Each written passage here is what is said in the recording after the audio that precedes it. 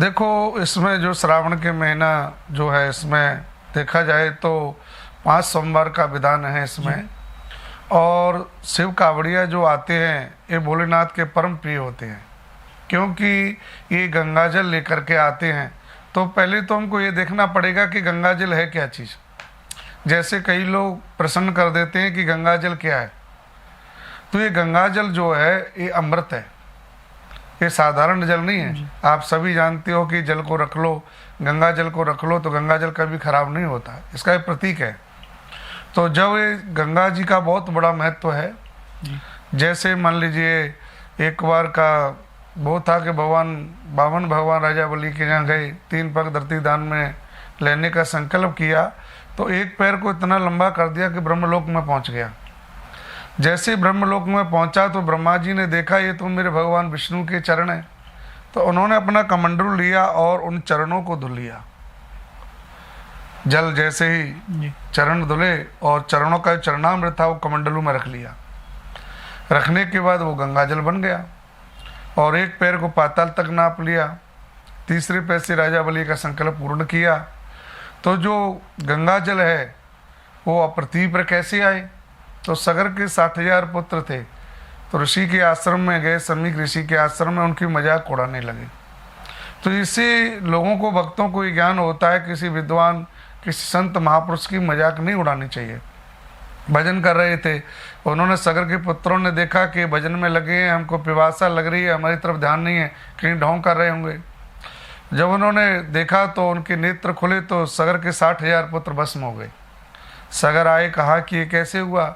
तो उन्होंने कहा कि अब इनकी मुक्ति का कारण क्या है? बोले गंगा जी को प्रकट करो। जब गंगा जी इस धरातल पे आएंगी तो इनकी जो काल मृत्यु हुई है उनका उद्धार हो जाएगा, मुक्ति हो जाएगी। जब उन्होंने जो है सगर ने तपस्या की, गंगा जी नहीं आई।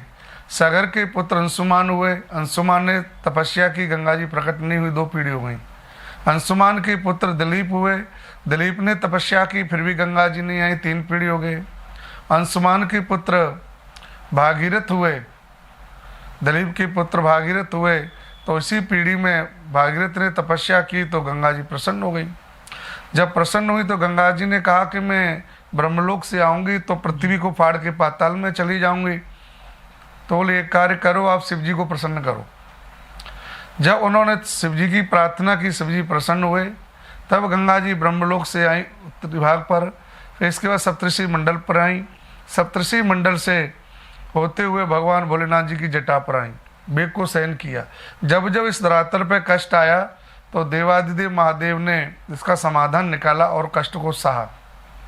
चाहे वो लाल विष निकला हो, चाहे गंगा जी का अवतरित हो, तो भोलेनाथ जी की जटा पर आई। जटा से गंगोत्री गौमुख से निकलना प्रारंभ हुआ। तो सगर के 60,000 जो पुत्र थे वहाँ भागीरथ जी आगे जा रहे थे, जल का स्पर्श होते ही उनकी मुक्ति हो गई। तो गंगा जी एक अमृत है। नास्ति गंगा समम तीर्थम, गंगा के समान कोई तीर्थ नहीं है। गंगा एक अमृत, अमृत द्रव संयुतम। गंगा गंगत यो भ्रियात यो जनानाम सतैरपि मुच्यते सर्व पापेभ्यो विष्णुलोकम तो गच्छते। गंगा गंगा 400 किलोमीटर से पुकारा जाए स्नान करते समय तो भी गंगा का स्नान का फल प्राप्त हो जाता है। तो गंगा जी इस धरातल पर इस प्रकार से आई। वही गंगा जल जो विष्णु को प्रिय है, भगवान विष्णु के चरणों से निकले हैं, वही गंगा जल कावड़िया लेकर के आते हैं और देवादिदेव महादेव भोलेनाथ पर चढ़ाते हैं। तो भोलेनाथ की इतनी प्रसन्नता हो जाती है कि प्रसन्न होकर के अपने भक्तों को वो आशीर्वाद देते हैं। जो भी कोई मन की कामना हो हर प्रकार से वो पूर्ण करते हैं। इसलिए जो है गंगा जल का चढ़ाना जो है कावड़िया चढ़ाते हैं और फल प्राप्त करते हैं।